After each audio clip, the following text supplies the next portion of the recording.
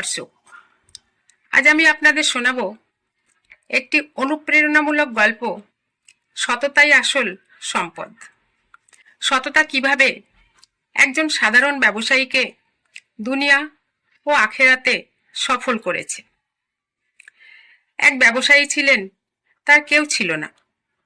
বাবা মা মৃত, বিয়ে করেননি।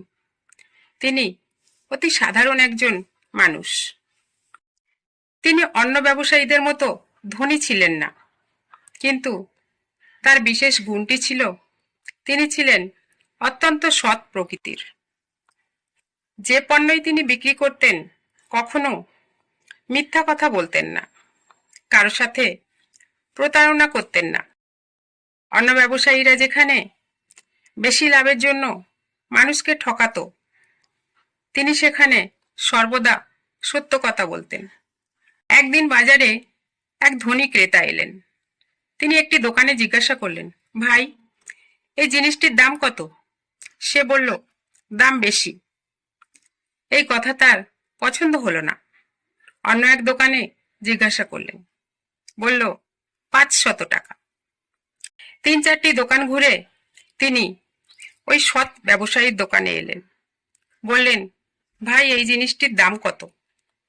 তখন তিনি নির্ভয়ে বললেন, এই জিনিসটির আসল দাম 300 টাকা। আমি 320 টাকায় বিক্রি করছি। এর থেকে বেশি নিলে সেটা প্রতারণা হবে। ক্রেতা বিস্মিত হলেন। তিনি ভাবলেন, যেখানে সবাই বেশি লাভের জন্য ঠকাতে চাইছে, সেখানে এই ব্যবসায়ী এমন সত্য কথা বলছে। পরদিন থেকে সেই ক্রেতা সবসময় তার দোকানেই আসতে লাগলেন। ধীরে ধীরে অন্য লোকেরাও তার সততার কথা শুনে সেখানে আসতে লাগলো। সৎ ব্যবসায়ীর দোকান ছোট থেকে বড় হয়ে গেল। একদিন একটি 10 বছরের ছেলে কান্না করতে করতে তার দোকানে এলো। ব্যবসায়ী জিজ্ঞাসা করলো, তুমি কাঁদছো কেন? সে বলল, আমার সৎ মা আমার সঙ্গে খুব খারাপ ব্যবহার করে, পেট ভরে খেতে দেয় না, মারধর করে। আজ বলল, চল তোর বাবার সঙ্গে দেখা করতে যাব, যেখানে কাজ করে। আমার খুব ভালো লাগলো শুনে। ট্রেনে করে যাচ্ছিলাম দুজনে। সকাল থেকে বিকেল হয়ে গেল।